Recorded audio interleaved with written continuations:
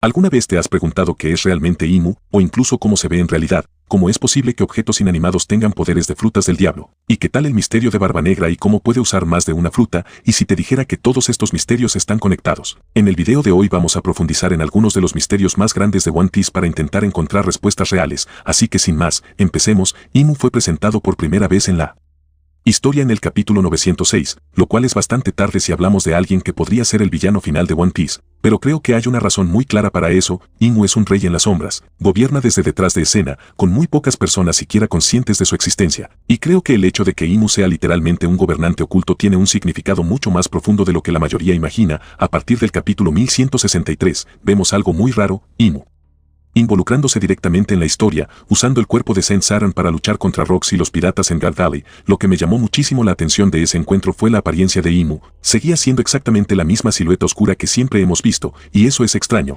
porque otros personajes ya estaban interactuando con él. Entonces, ¿por qué Oda sigue ocultando su apariencia? En el capítulo 1165 se confirma algo clave: esa silueta no es un ocultamiento, esa es la forma de Imu, o al menos una versión de él, porque Roger de Garp ya sabía que el gobierno mundial tenía vínculos con ese monstruo negro, así que si Imu se ve así, ¿qué es realmente? La respuesta fácil sería decir que es una fruta del diablo, pero yo creo que es algo mucho más grande. Si miras la forma de Imu y la comparas con lo que ya hemos visto en One Piece, ¿a qué se parece? La respuesta es bastante obvia. Imu parece una sombra, y si literalmente lo fuera, para entender esto, tenemos que volver atrás, hasta Thriller Bark. El antagonista principal de Thriller Bark fue Gekko Moria, usuario de la Kage Kage no Mi, la fruta de las sombras, y sinceramente, creo que Moria fue una inspiración directa para la creación de Imu. Los paralelismos entre Thriller Bark e Imu son tan grandes que resulta absurdo ignorarlos. A medida que avances en esta teoría, te vas a dar cuenta de algo inquietante: los secretos de Imu siempre estuvieron frente a nosotros. La Kage Kage no Mi tiene algo único. De todas las frutas del diablo, es la única cuyo usuario no es clasificado como humano más elemento.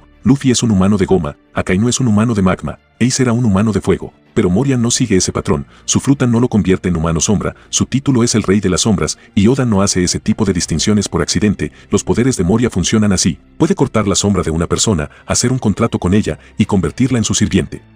Esa sombra se inserta en un cuerpo, creando un zombi totalmente obediente. La persona original pierde la conciencia durante 2 días y queda extremadamente vulnerable al sol. Si toca la luz solar, muere, y con ella, su sombra. Las únicas formas de recuperar una sombra son purificar al zombi con sal, destruir el cuerpo que la contiene, o que Moria decida devolverla. Derrotar a Moria no devuelve automáticamente las sombras. Pero Thriller Bark nos revela algo aún más importante. En el capítulo 455, Brock explica que las sombras tienen su propia alma, no son simples reflejos, son entidades con voluntad, ligadas por ley natural al cuerpo al que pertenecen. Eso significa algo enorme. Si una sombra tiene alma, no significa que es una forma de vida, una vida esclavizada. Las sombras existen para obedecer, nunca pueden ser libres, excepto bajo el poder del diablo de las sombras. Entonces surge una pregunta clave: ¿puede una sombra convertirse en su propio amo? Yo creo que sí, y la respuesta está en las frutas del diablo. Tomemos a Chopper como ejemplo. Antes de comer la Ito Ito no Mi, era solo un reno. Después, ganó conciencia, voluntad y pensamiento humano. Ahora aplica esa lógica a una sombra. Si una sombra tiene alma, ¿qué pasaría si comiera una fruta del diablo tipo Zoan humana? Ganaría conciencia, individualidad, libertad, se convertiría en un humano de sombra. Y creo que por eso Moria no es clasificado así, porque ya existen. Ahora piensa en esto: Vegapunk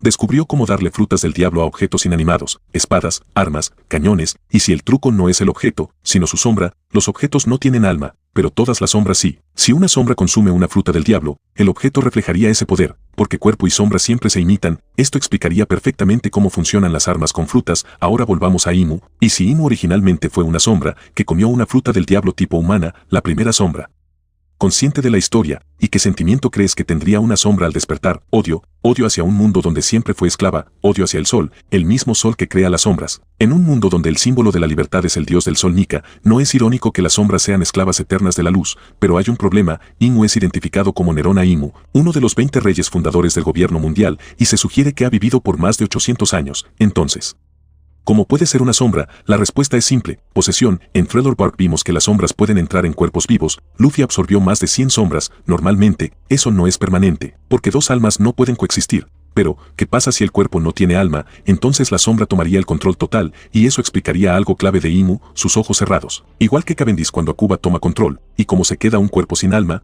tenemos varias posibilidades. El poder de Big Mom, el poder de Kuma, o algo aún más oscuro, un pacto demoníaco, y si Imu posee una Ito Ito no Mi, modelo demonio o Satán, durante la guerra del siglo vacío, los 20 reyes estaban desesperados. El reino antiguo tenía tecnología avanzada, armas ancestrales, y Ayoboy y Cinerona Imu intentó hacer un pacto, pero en lugar de contactar a un demonio, contactó a una sombra demoníaca. Esa sombra le ofreció poder, a cambio de su cuerpo. Eso explicaría a los Gorosei. Nunca se nos dice qué frutas tienen, solo se nos dice que son yokai, demonios, y cuando Imu mata a Saturn, su poder se rompe, porque no era suyo, era prestado. Esto es exactamente cómo funcionan frutas como Kage Kage no Mi, Soru Soru no Mi, Hobi Hobi no Mi, crean nuevas razas, y pueden quitar ese poder cuando quieran. Imu podría estar creando demonios. Ahora hablemos del punto final. Barba Negra, la Yami Yami no Mi no es solo oscuridad, es control sobre la oscuridad misma. Las sombras son oscuridad. Cuando Barba Negra robó la fruta de Barba Blanca, cubrió todo con un manto negro, oscuridad total. ¿Y qué pasa con las sombras en oscuridad total? Se liberan. Creo que Barba Negra alimentó su sombra con la Gura Gura no Mi. No fue él quien comió 2 frutas, fue su sombra, por eso sobrevivió. Y si Imu es una sombra, la Yami Yami no Mi es su mayor debilidad, por eso Rox la necesitaba, por eso Barba Negra la buscó toda su vida. Y por eso creo que el final de One Piece requerirá a Luffy y Barba Negra juntos